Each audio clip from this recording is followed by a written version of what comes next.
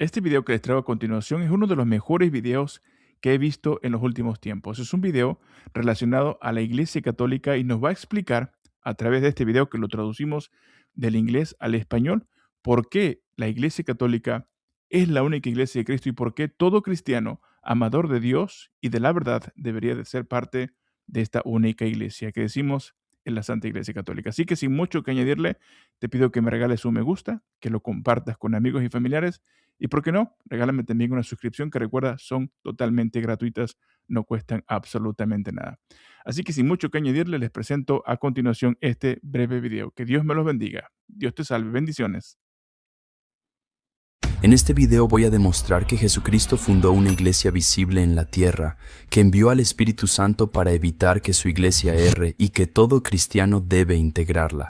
Pero aún probándolo, ¿cómo saber si la iglesia de Jesús es la iglesia católica actual? Esa es la parte fácil, pero empecemos por el inicio.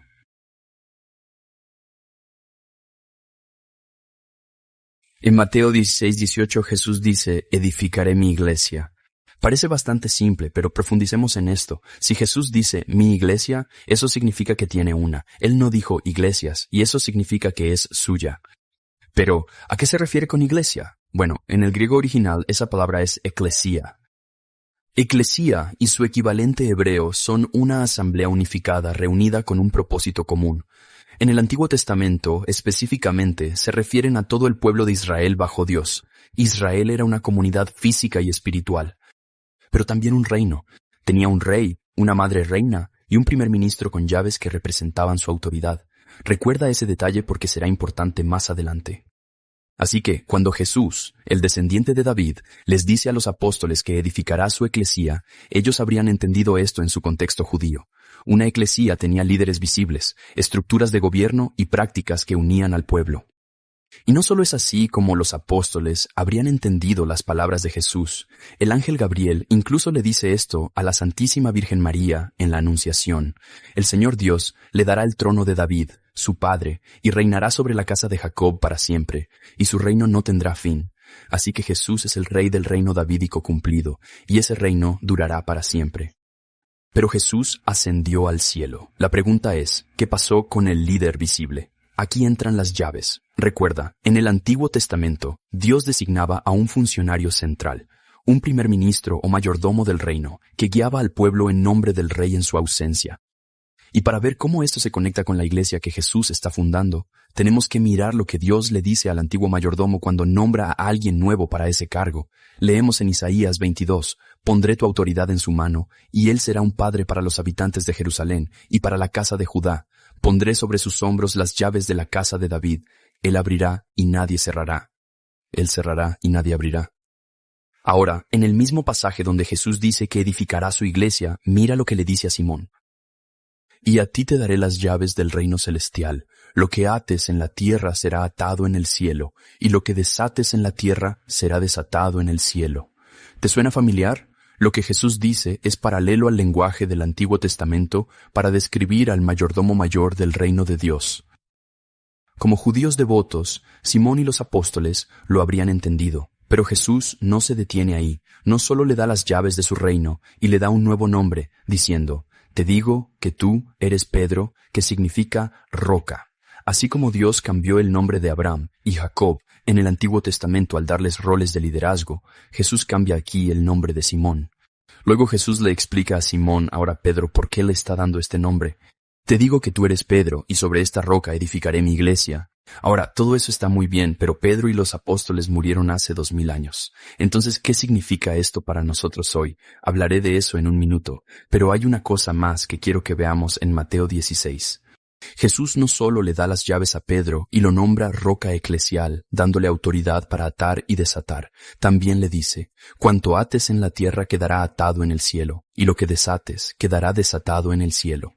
Para los rabinos, esto significaba definir lo lícito, interpretar la ley, resolver disputas y gobernar. Jesús extiende luego esta autoridad a los apóstoles. En San Lucas, Jesús les dice, «Yo les confiero un reino, como mi Padre me lo confirió, para que coman y beban a mi mesa y se sienten en tronos a juzgar a las 12 tribus de Israel. Así, Jesús se remite a la estructura del pueblo de Dios del Antiguo Testamento, nombrando líderes, pero ahora para gobernar al pueblo del Nuevo Testamento. Eso es exactamente lo que esperaríamos de Jesús, al querer establecer una sola iglesia unificada en la tierra. Pero como dije antes, Pedro y los apóstoles murieron hace 2 milenios. Entonces, ¿la autoridad para gobernar la iglesia de Cristo también murió con ellos? Bueno, piénsalo por un momento. Si Jesús consideró importante que hombres con su autoridad guiaran a la iglesia en el primer siglo, ¿por qué se detendría en el segundo siglo, el tercero o el siglo XXI? En el libro de los Hechos vemos que los apóstoles nombraron sucesores para continuar su misión. Como todo lo demás que hemos visto hasta ahora, ellos entendieron que debían hacerlo debido a su trasfondo judío. Por ejemplo, el sacerdocio levítico fue hereditario. Elías pasó su manto a Eliseo y Moisés transmitió su autoridad a Josué. También en Hechos 1, al quedar vacante el cargo de Judas, los apóstoles lo reemplazan. Pedro se levanta declarando que otro tome su cargo. Ahora bien, si la autoridad apostólica no tenía como propósito ser transmitida, como dicen algunos, los apóstoles no habrían elegido un sucesor para Judas, pero sí lo hicieron. Jesús mandó a los apóstoles a ser discípulos de todas las naciones, pero él sabía que morirían antes de cumplirlo. Eso significa que para cumplir con esta misión era necesario transmitir este encargo a hombres confiables que vendrían después.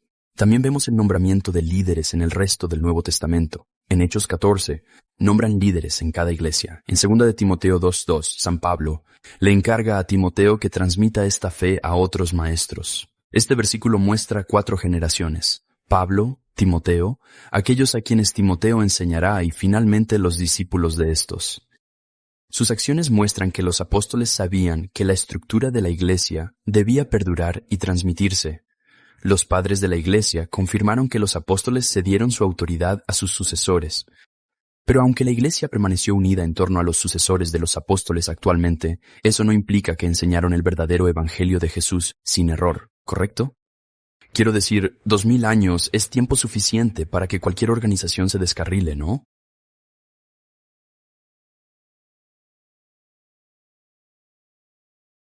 Mira estas promesas de Jesús. El Espíritu te guiará hacia toda la verdad. Las puertas del infierno no prevalecerán. Estaré contigo siempre. El Espíritu te enseñará todo. Y después de que Jesús asciende de nuevo al cielo, vemos que la iglesia que dejó atrás toma decisiones doctrinales vinculantes de inmediato. Por ejemplo, en el Concilio de Jerusalén, en Hechos 15, surge un debate. Los apóstoles y líderes deciden algo vinculante con la autoridad del Espíritu Santo, tal como Jesús lo prometió. Este es el modelo de la Iglesia de Jesús. Y si no te gusta la idea que la autoridad doctrinal venga no solo de la Escritura, bueno, mejor mira lo que dice la Escritura.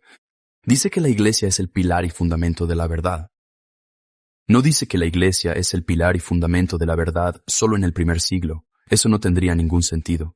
Y si la única iglesia que Jesús fundó cayó en el error, entonces Jesús o no pudo proteger su iglesia o se negó a hacerlo, lo cual socavaría el cristianismo en su totalidad.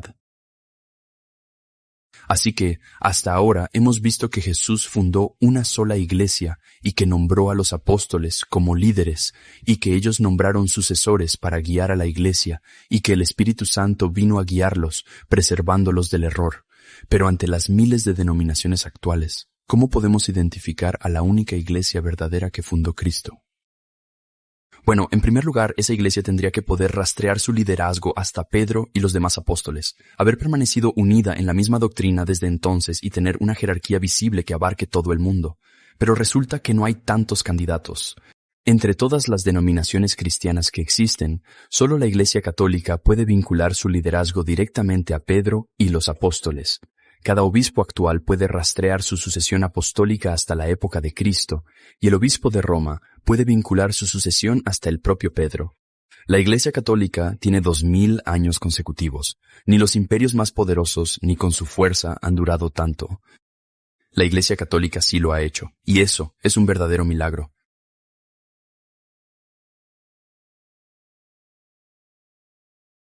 Justo antes de la pasión y muerte de Jesús, Él oró para que todos sean uno, para que el mundo crea.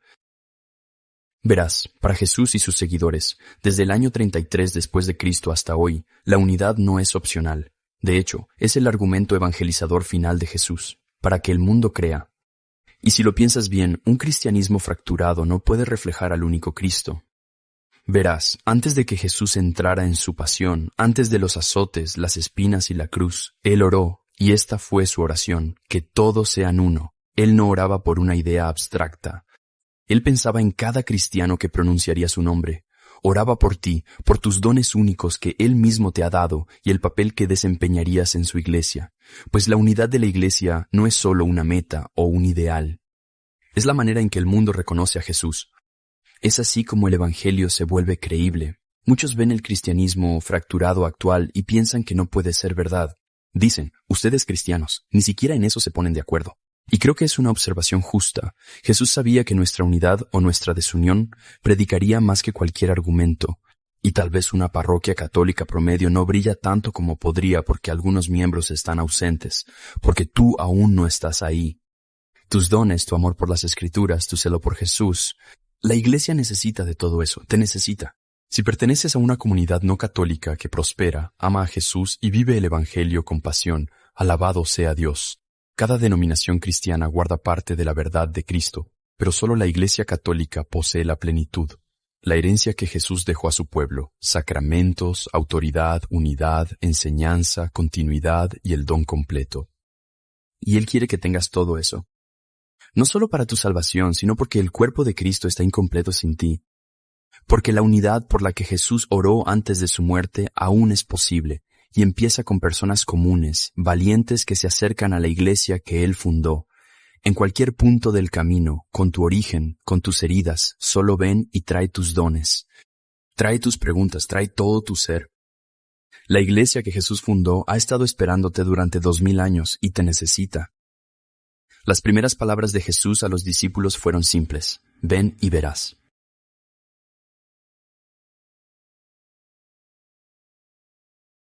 Wow, vaya manera de concluir este breve video. Ven y verás hermosas palabras de nuestro Señor Jesucristo. Mi hermano, decimos que esta iglesia, la iglesia que tiene 2000 años de historia, una historia ininterrumpida con sucesión apostólica, que tiene la autoridad de Cristo y de los apóstoles, esta es la Santa Iglesia Católica, y por eso hacemos un llamado a todos los cristianos del mundo entero, para que todos vengamos en unidad y seamos realmente uno, tal como quiere nuestro Señor Jesucristo, que seamos uno, en un solo rebaño, bajo una misma fe, una misma autoridad. Hermanos, si estos videos te gustan, regálame un me gusta, compártelo con amigos y familiares, y por qué no, regálame también una suscripción que, recuerda, no cuesta absolutamente nada. Que Dios te bendiga. Dios te salve. Bendiciones.